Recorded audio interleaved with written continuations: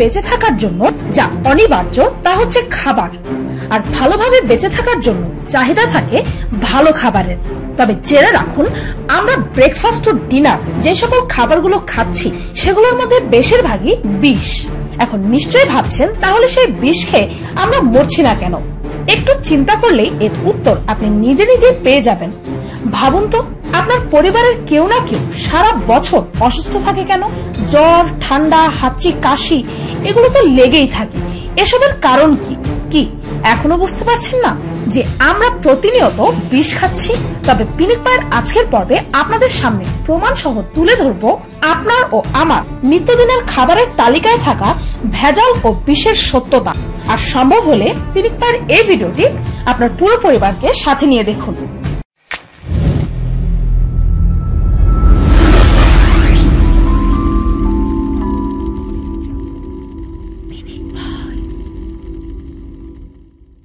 সকালের নাস্তা থেকে শুরু করা যাক। তবে পাউরুটি, কেক ও চায়ের সাথে বিস্কিট এগুলো তো বেশিরভাগ বাড়িতেই মাস্ট নিড। তবে দেখে নিন এসব রুটি, কেক ও বিস্কিটের আসল সত্য কি। কেরানীগঞ্জের একটি বেকারি এটি, কিন্তু দেখে তো মনে হচ্ছে কোনো ময়লার বাঘার। অস্বাস্থ্যকর এই পরিবেশে তৈরি হচ্ছে মুখরোচক চানাচুর, পাউরুটি, বিস্কিট সহ বিভিন্ন খাবার। সেখানে পাওয়া গেল সোডিয়াম গ্লুটেনেট সহ আরো বিভিন্ন কেমিক্যাল। আর বলে রাখছি, এই সোডিয়াম গ্লুটামেটের ব্যবহার বাংলাদেশ সহ বেশিরভাগ দেশেই ব্যান করা হয়েছে। আর এসব দিয়ে বানানো হচ্ছে আমাদের প্রতিদিনের খাবার। এবার দেখাই কেক ও পেস্ট্রির সত্য। বিশেষ করে আপনার শিশুর জন্মদিনের বিশেষ মুহূর্ত পালন করা হয় কেক কেটে। তাছাড়াও নিত্যদিনের নাস্তা হিসেবে শিশুরা বাইরে থেকে এই কেক কিনে খায়, কিন্তু এর বানানোর প্রক্রিয়া দেখলে বা উপকরণ দেখলে আপনার গা গুলিয়ে আসবে। রাজধানীর পাশেই সানারপাড়ের এই বাসায় তৈরি হচ্ছে কেকের ক্রিম। কিভাবে? গরুর চর্বি, পাম অয়েল, ফ্লেভার ও টেক্সটাইল কালারের মিশ্রণে তৈরি হচ্ছে এই ক্রিম। আর সেই ক্রিম দিয়ে বানানো হচ্ছে আপনার শিশুর পছন্দের কেক ও আইসক্রিম। আর আপনাদেরকে বলে রাখি যে এই সকল পাউরুটি, কেক ও অন্যান্য প্রোডাক্ট যেগুলো প্যাকেটজাত করা হয় সেগুলো বেশিরভাগই অপরিচ্ছন্ন ফ্যাক্টরিতে অনৈতিকভাবে তৈরি করা হয়। আর পাউরুটি বা অন্যান্য জিনিস কেনার সময় আপনারা নিশ্চয়ই প্যাকেটে সেই প্রোডাক্টের মেয়াদ উত্তীর্ণের তারিখটি দেখে কিনেন, তাই না? কিন্তু জেনে রাখুন, এ সকল প্রোডাক্টে উৎপাদনের তারিখটি সেই দিন দেওয়া হয় না যেদিন এই প্রোডাক্টটি বানানো হয়েছিল, বরং ঠিক যেই দিন এই প্রোডাক্টটি বানানো হয়েছে তার 3 দিন পরের তারিখ দেওয়া হয় উৎপাদনের তারিখ হিসাবে। এবার বুঝতেই পারছেন, মেয়াদ উত্তীর্ণ বা উৎপাদনের তারিখ দেখে কোনোই লাভ নেই। ফুচকা, ভেলপুরি, ঝালমুড়ি এসব খাবারই তো মুখে রয়েছে শিশুদের। আর শুধু শিশুদেরই কেন, কলেজ ও ভার্সিটি স্টুডেন্টরাও তো ছুটির ঘন্টা পড়ার সাথে সাথে ছুটে আসে অমৃতের খোঁজে, যার নাম হচ্ছে চটপটি ফুচকা, ভেলপুরি। আর সত্যি বলতে কি, শুধু বাচ্চারাই নয়, বরং সব বয়সের মানুষই এ সকল মুখরোচক খাবারের লোভ সামলাতে পারে না। তো চলুন আজ আপনাদেরকে নিয়ে যাব আপনার আমার প্রিয় খাবার ফুচকা তৈরির কারখানায়। রাজধানীর কামরাঙ্গীর চরে ফুচকার কারখানা দৃশ্য এটি। এই দেখুন, ফুচকা আর ভেলপুরি তৈরির ময়দা কিভাবে মাখানো হচ্ছে। পায়ে মারিয়ে মারিয়ে এই সকল ময়দা ও আটার মিশ্রণ তৈরি করা হয়। তারপর সেই ময়দা মাখানো এভাবে পাতলা করে বেলতে হয়। একবার এই কর্মকর্তার কাজের ধরনটা দেখুন।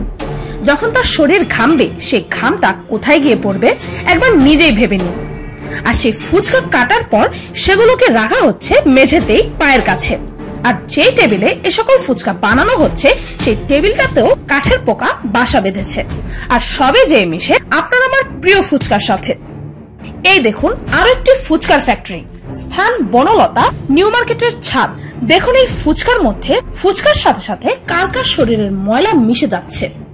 আর সেই ফুচকা ভাজা হয় যেই তেলে, সেই তেল ঠিক কতদিনের পুরনো তা জানা নেই কারোই। আর এই দেখুন ফুচকা তৈরির আটাতে কত রকম পোকা বাসা বেঁধে রেখেছে। আর এই সকল পোড়া তেলে ভাজা পচাবাসি খাবার খেলে গ্যাস্ট্রিক আলসার, পেটের অন্যান্য সমস্যা ছাড়াও কিডনি ড্যামেজও হতে পারে। এমনকি বাচ্চাদের মেধা শূন্যতাও দেখা দিতে পারে। এবার চলুন দেখাই আইসক্রিমের সত্য। এই দেখুন আইসক্রিম ফ্যাক্টরির চেহারা। আইসক্রিমের মিশ্রণ ঢালা হয়েছে নোংরা একটি ট্যাঙ্কে। পোকামাকড়ের ঠাসা ওয়াসার নোংরা পানির সাথে মেয়াদ উত্তীর্ণ দুধ মিশিয়ে তৈরি হচ্ছে কুলফি, ললি, মালাই সহ বিভিন্ন আইসক্রিম।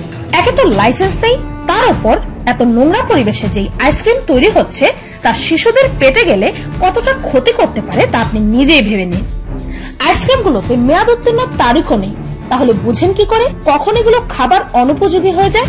কালার নষ্ট হয়ে গেলে দোকানদারের রিটার্ন দিয়ে দেয়। তার মানে যতদিন রং টিকে থাকবে ততদিনের মেয়াদ এ সকল আইসক্রিমের। ওয়াও, পরিবেশ তো দেখলেন, এবার চলুন জেনে নেওয়া যাক কি কি উপকরণ ব্যবহার হয় গরমে প্রশান্তি এনে দেওয়ার এই আইসক্রিমে। চিনির পরিবর্তে ব্যবহার হচ্ছে ঘন চিনি আর সুগারিন, যা প্রচলিত ভাষায় বলা হয় স্যাকারিন, যার সেবনের ফলে ওয়েট গেইন, মাথা ব্যথা, রক্তচাপ বেড়ে যাওয়া, ইনফেকশন সহ আরো অনেক রোগের সূত্র হতে পারে এটি। আরো আছে টেক্সটাইল কালার, যা কাপড়ে ব্যবহার করা হয়, আর অ্যারারুট, আর এসব দিয়েই তৈরি হচ্ছে আইসক্রিম। তারপর দেখা মিলল নোংরা কালো তেল, কিন্তু এটা কিসে দরকার হয় জেনে নিন এই আইসক্রিম যে বানায় তার নিজের মুখ থেকেই। চকবারটা বানায়, চকবার কুটিং করে, ওটার কিচ্ছু লাগে না, খালি তেল আর কুটিংটা মিলাইয়া মানে ওই যে আইসক্রিমটা চুপ দিয়ে উঠে গেল। অর্থাৎ চকলেট কোটিং ভেবে যে চকবার আপনারা খাচ্ছেন সেটি আসলে নোংরা কালো তেলের প্রলেপ। আর এগুলো খেলে কি হতে পারে তা নিজেই শুনে নিন এই চিকিৎসকের মুখ থেকে। তার হলো ফুড পয়জনিং বা ডিসেন্ট্রি এগুলো হতে পারে। দ্বিতীয় যে কিডনি ড্যামেজ করতে পারে, লিভার ড্যামেজ করতে পারে, বিভিন্ন ধরনের অস্বাস্থ্যকর, তার কলন ক্যান্সারও পর্যন্ত হতে পারে। সারা দেশের বেশ শতাধিক স্কুল কলেজের বাইরের দোকান থেকে ফুচকা, আচার, ভেলপুরি ও ঝালমুড়ির স্যাম্পল দিয়ে করা হয়েছিল একটি গবেষণা।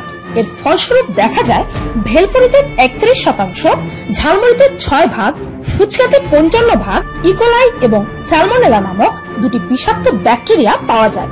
আর বঙ্গবন্ধু শেখ মুজিব মেডিকেল কলেজ বিশ্ববিদ্যালয়ের পুষ্টিবিদ তৃপ্তি চৌধুরীর অনুযায়ী এ সকল জার্মস শিশুদের শরীরে ডায়রিয়া, ডিসেন্ট্রি, বমি, ইনফেকশন, জ্বর, তাছাড়াও ক্রনিক কিছু ভয়ঙ্কর রোগ ঘটায়। কিডনিতে পাথর হয়ে যাচ্ছে, লিভার বড় হয়ে যাচ্ছে, হৃদরোগ হয়ে যাচ্ছে, ডায়াবেটিস হয়ে যাচ্ছে মোটা হওয়ার জন্য, কারণ এগুলিতে সুষম খাবার না। আর এসবের পরিণতি স্বরূপ কোমলমতি শিক্ষার্থীরা স্কুলের চাইতে বাসায় বা হসপিটালে বেশি সময় কাটায়। এবার চলুন দেখাই আপনার প্রিয় খাবার বার্গার, পিৎজা ও অন্যান্য জাঙ্ক ফুডের সাথে যে সস থাকাটা অনিবার্য, সেই সস আসলে কিভাবে বানানো হয়।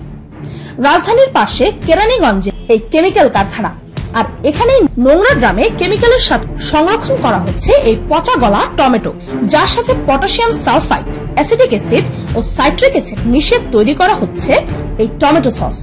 আর বিশেষজ্ঞদের মতে কেমিক্যালে ভরা এই সকল সস কিডনি ড্যামেজ, এমনকি ক্যান্সারের সূত্রপাতও করতে পারে। এরপর এতে মেশানো হয় বিষাক্ত রং, আর এভাবেই তৈরি হয় টকটকে লাল টমেটো সস। শুধু তাই না, রাস্তাঘাটে যে সকল আচার আপনারা কিনে খান, সেই আচার বানানোর প্রক্রিয়াটাও এবার দেখে নিন। ড্রামের মধ্যে আমের আটি আর কেমিক্যাল ছাড়া কিছুই নেই, আর এর সাথে মেশানো হচ্ছে সামান্য মশলা, আর এই দিয়েই তৈরি হচ্ছে রুচিবর্ধক আচার।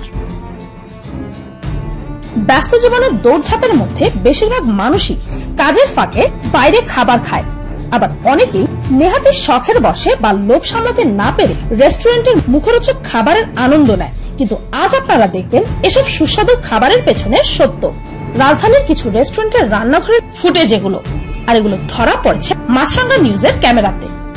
রান্নাঘরে পাওয়া গেল দীর্ঘদিনের পচা বাসি খাবার, আর এই দেখুন খালি হাতে কতটা নোংরা ভাবে আপনার আমার পছন্দের গ্রিল মুরগির মশলা মাখানো হচ্ছে। আর এই মশলায় আছে বিষাক্ত রং, গ্রিলের ফ্লেভার ও নানা ধরনের কেমিক্যাল। রেস্টুরেন্ট চালানোর ট্রেড লাইসেন্সও নেই এদের মধ্যে বেশিরভাগেরই।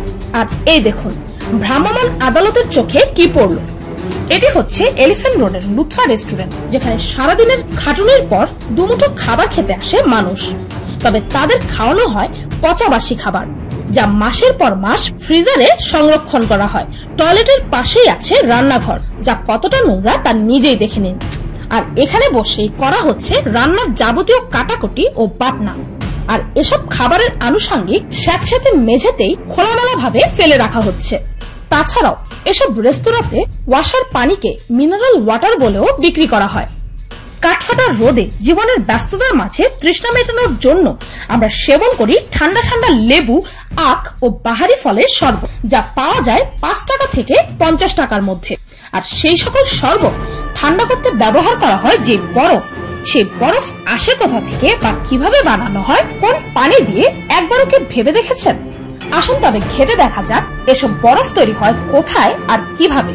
এই হচ্ছে বরফ কলের ভেতরটা। ভুল করে কেউ ডাস্টবিন ভাববেন না যেন।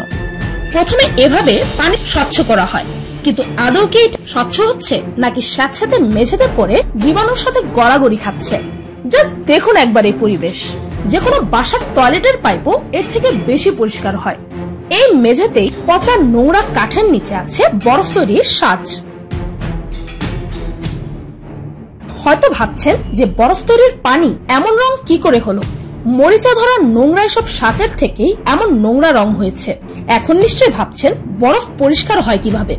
বিষাক্ত কেমিক্যাল মিশিয়ে এই পানি পুনরায় ট্রান্সপারেন্ট করা হয়, কিন্তু এ সকল বিষাক্ত কেমিক্যাল মানবদেহের জন্য কতটা ক্ষতিকারক তা তো বুঝতেই পারছেন। তারপর বরফ তৈরি হয়ে গেলে রাতের অন্ধকারে এ সকল বরফ ডিস্ট্রিবিউট করা হয় সারা দেশে। আর আপনি যদি এই ভেবে থাকেন যে আমি তো রাস্তায় লেবু শরবত খাই না, আমি তো রেস্টুরেন্টে বসে লাচ্ছি আর ফালুদা খাই, এমনটা ভাবার কোনোই দরকার নেই। কেননা যে বরফ রাস্তায় লেবু শরবত বানাতে ব্যবহার করা হচ্ছে, সেই একই বরফ কিন্তু নামি দামি রেস্তোরাঁতেও ব্যবহার করা হচ্ছে লাচ্ছি ও ফালুদা তৈরিতে। শুধুমাত্র স্থান আর দামটা ভিন্ন।